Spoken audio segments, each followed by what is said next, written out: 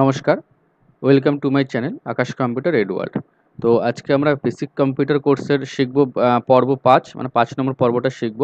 তো সেখানে আমরা শিখব কি যে আমরা কি করে কোনো ফোল্ডার মিনিমাইজ, ম্যাক্সিমাইজ মানে ছোট বড় করতে পারি এবং তার সাথে শিখব আমরা কোনো ভিডিও কি করে চালাবো বা কোনো অডিও কি করে প্লে করব বা কোনো পিকচার আমরা কি করে প্লে দেখব এবং সেটা ছোট বড় করব সেগুলো আজকে আমরা শিখব।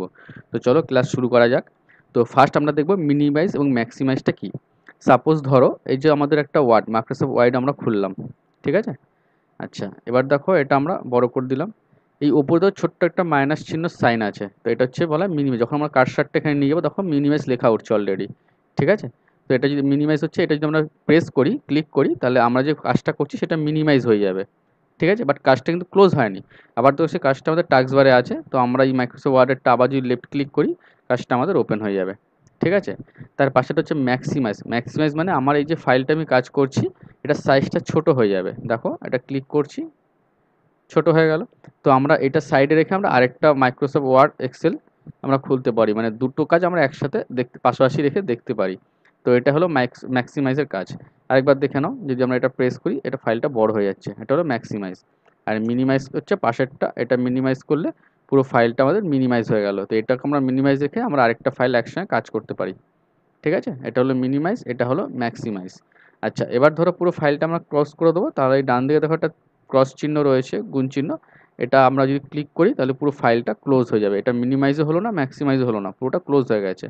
আবার যে ওয়ার্ড ফাইলটা আমি খুলেছিলাম দেখো, এটা খুলে নিই, ঠিক আছে? এটা যদি আমরা ক্রস করি তাহলে পুরো ফাইলটা ক্রস হয়ে গেল। তো এটা হলো মিনিমাইজ এবং ম্যাক্সিমাইজের কাজ। এবার আমরা দেখবো যে কোনো ফটো আমরা কি করে ল্যাপটপ বা ডেস্কটপে দেখবো। সাপোজ ধরো আমার এখানে একটা ফটোর ফাইল আছে, আমি পিক বলে রেখেছি। এটা ওপেন করছি, দেখো এখানে আমার কিছু ফটো অলরেডি রাখা আছে, ঠিক আছে? তো আমি সাপোজ একটা ফটো যদি কী করে দেখবো, হয় এটার ওপর রাইট ক্লিক করে আমরা ওপেন করে দেখতে পারি, অথবা আমরা এটার ওপর ডবল লেফট ক্লিক করব পরপর দুবার।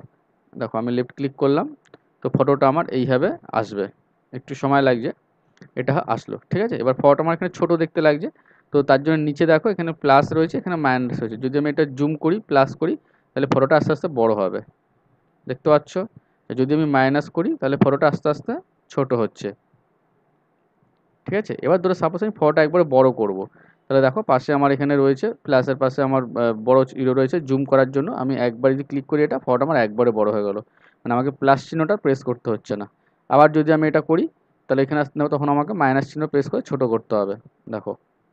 আচ্ছা, আমি চাইছি এটা পুরো স্ক্রিন জুড়ে হবে, মানে এই অপশান যেগুলো দেখাচ্ছে এগুলো কিচ্ছু থাকবে না। তার জন্য একদম কোনায় দেখো আমার এই অপশানটা রয়েছে ফুল স্ক্রিন বলে, এখানে আমরা ক্লিক করবো, তারপর পিকচারটা ফুল স্ক্রিন হয়ে গেল, ঠিক আছে? আবার এখান থেকে কী করে বেরোবো, আমাদের কিবোর্ড থেকে এস্কেপ প্রেস করতে হবে। কিবোর্ড থেকে আমরা এস্কেপ প্রেস করবো, তাহলে আবার অপশানগুলো আমাদের চলে আসবে। আচ্ছা, ফটো আমি চেঞ্জ করবো কী করে, যে আমি নেক্সট করবো, দেখো ডান দিকে আমার একটা অ্যারো চিহ্ন রয়েছে, এটা আমরা নেক্সট করবো, তাহলে আমাদের পরের যে পিকচার সেগুলো আমরা দেখতে পাবো। আবার নেক্সট করবো, আবার একটা পিকচার দেখতে পাবো। তো যতগুলো আমাদের পিকচার থাকবে আমরা এইভাবে একটা একটা করে নেক্সট করে দেখতে পারি, ঠিক আছে?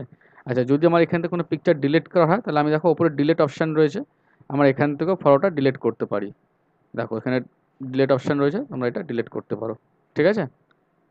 আচ্ছা, এটা আমরা এখান থেকে মিনিমাইজ করতে পারি, এই অপশানটা রয়েছে। আবার ম্যাক্সিমাইজ করতে পারি এখান থেকে। তো একই সব প্রসেস। তো এটা আমরা এইভাবে জুমটা দিয়ে বড় করব, এটা দিয়ে ফুল স্ক্রিন করব। তো এইভাবে আমরা কোনো পিকচার আমরা আমার ল্যাপটপ বা ডেস্কটপে দেখতে পারি। এবার আমরা দেখব যে কোনো ভিডিও আমরা কী করে প্লে করব। যে দেখো আমার ডেস্কটপে অলরেডি একটা ফাইল রাখা আছে ভিডিও বলে, ঠিক আছে? তো আমরা এটা ওপেন করব। এতগুলো আমার ভিডিও রয়েছে, তো যে কোনো একটা ভিডিও আমরা প্লে করি। আচ্ছা, তো ভিডিও প্লে করার জন্য দুটো প্রসেস রয়েছে। যে আমরা যেরকম মানে ফটো আমরা প্লে করলাম, মানে ফটোগুলো দেখলাম, একটা হচ্ছে রাইট ক্লিক করে ওপেন করে, রাইট ক্লিক করে ওপেন, অথবা লেফট ক্লিক পরপর দুবার, মানে দুবার প্রেস করলে ভিডিওটা প্লে হয়ে যাবে। আচ্ছা, ভিডিও প্লে হয় দুটো অপশানে। একটা হচ্ছে যেটা আমাদের ডিফল্ট প্লেয়ার অলরেডি আগে থেকে সিস্টেমে ইনবিল্ট থাকে, সেটা হচ্ছে উইন্ডোজ মিডিয়া প্লেয়ার। আর হচ্ছে যেটা আমরা কিছু ইনস্টল করি, যেরকম আমাদের ভিএলসি প্লেয়ার রয়েছে, কেএমপি প্লেয়ার রয়েছে। তো যদি আমরা নর্মাল রাইট ক্লিক করে ওপেন করি তাহলে আমাদের যে ডিফল্ট প্লেয়ার যেরকম উইন্ডোজ মিডিয়া প্লেয়ার, সেই প্লেয়ারে ভিডিওটা প্লে হয়ে যাবে, ঠিক আছে? আচ্ছা, দেখো ভিডিওটা চলছে অলরেডি। আচ্ছা, নিচে কিছু অপশান রয়েছে, যেমন এখানে যদি আমরা এটা ক্লিক করি দেখো ভিডিওটা পজ হয়ে যাবে, কিছুক্ষণে দাঁড়িয়ে যাবে, ঠিক আছে? যদি আমরা আবার ক্লিক করি ভিডিওটা দেখো আবার প্লে হয়ে যাবে, দেখতে পাচ্ছ? আচ্ছা, যদি আমরা এইটাকে যেটা প্লে হচ্ছে এই অ্যারোটা যদি আমরা একটু সামনে টেনে নিই তাহলে ভিডিওটা কিছুটা এগিয়ে যাবে। বা আমরা লেফট ক্লিক যদি আমরা যেখানে ক্লিক করবো ভিডিওটা সেই অবধি চলে আসবে। তো এইভাবে ভিডিও আমরা কেটে কেটে দেখতে পারি বা ভিডিওটাকে আমরা স্কিপ করে দেখতে পারি। ঠিক আছে? আচ্ছা, এবার দেখো ভিডিওর ডান দিকে রয়েছে ভলিউমের চিহ্ন, আমরা এখানটা ক্লিক করব। আমরা এখান থেকে ভলিউম বাড়াতে বা কমাতে পারি, এখান থেকে বাড়াতে পারি বা কমাতে পারি। ঠিক আছে? এটা মিউটও করতে পারি আমরা। আচ্ছা, এবার দেখো ভিডিওটার একদম ডান দিকে রয়েছে ফুল স্ক্রিন। তো আমরা এখানে যদি ক্লিক করি ভিডিওটা পুরো ফুল স্ক্রিন হয়ে যাবে। ঠিক আছে? আবার আমরা এখানে যদি ক্লিক করি ভিডিওটা মানে যেরকম নর্মাল ছিল সেরকম চলে আসবে। দেখতে পাচ্ছ? আচ্ছা, এবার আমরা চাইছি ভিডিওটা মিনি স্ক্রিন মানে একদম ছোট স্ক্রিনে চলবে। তার জন্য একদম ডান দিকের কোণায় দেখো অপশান রয়েছে মিনি প্লেয়ার বলে। এখানে যদি আমরা ক্লিক করি দেখো ভিডিওটা একদম ছোটোভাবে চলছে।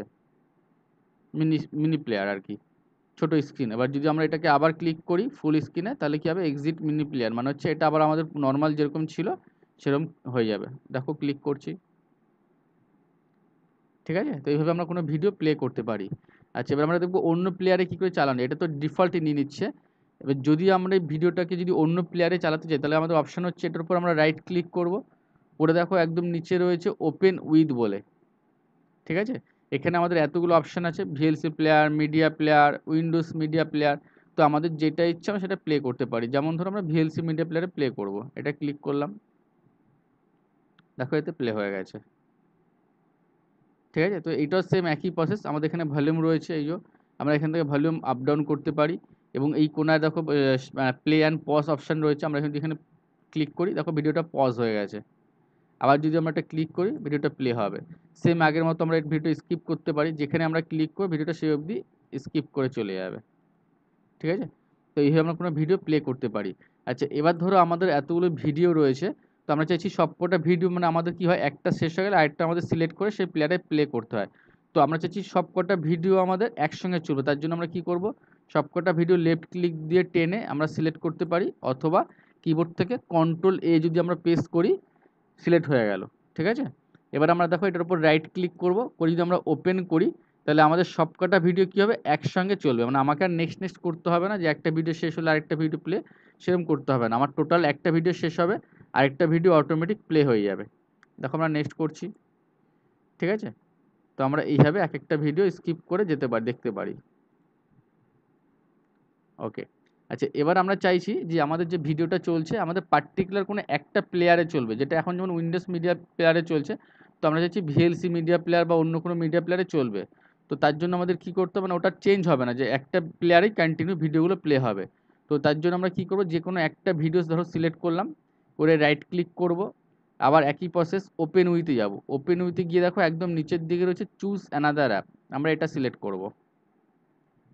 ঠিক আছে? আচ্ছা, এখানে আমার এতগুলো প্লেয়ার হচ্ছে, আমি suppose VLC media player select করলাম। আচ্ছা, সিলেক্ট করে একদম নিচে দেখো always use this app to open MP4 file. তো আমরা এখানটা অলওয়েজটা যদি টিক করে দিয়ে ওকে করে দিই তাহলে আমাদের যত ভিডিওগুলো আমরা যত ভিডিও চালাই না কেন আমাদের কন্টিনিউ ভিএলসি মিডিয়া প্লেয়ারেই প্লে হবে। আমরা ওকে করে দিলাম। ঠিক আছে? একবার দেখি, দেখো ভিএলসি মিডিয়া অটোমেটিক প্লে হয়ে গেল। তো আমাদেরকে চেঞ্জ করতে হবে না এটা, যে আমরা বা সিলেক্ট করতে হবে। যদি আমরা এটা আগে থেকে সিলেক্ট করে রাখি তাহলে আমাদেরকে ভিডিওটা প্লে করার সময় সিলেক্ট করতে হবে না যে আমরা কোন প্লেয়ারে চালাচ্ছি বা প্লে করছি। ঠিক আছে?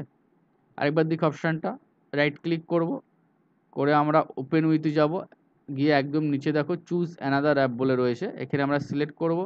এবার আমি সিলেক্ট করছি মিডিয়া প্লেয়ার, মিডিয়া প্লেয়ারটা সিলেক্ট করলাম লেফট ক্লিক দিয়ে।